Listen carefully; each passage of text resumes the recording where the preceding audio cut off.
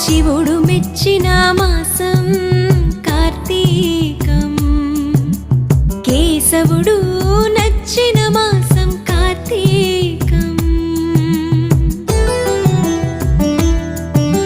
శివుడు మెచ్చిన మాసం కార్తీకం, కేశవుడు నచ్చిన మాసం కార్తీకం.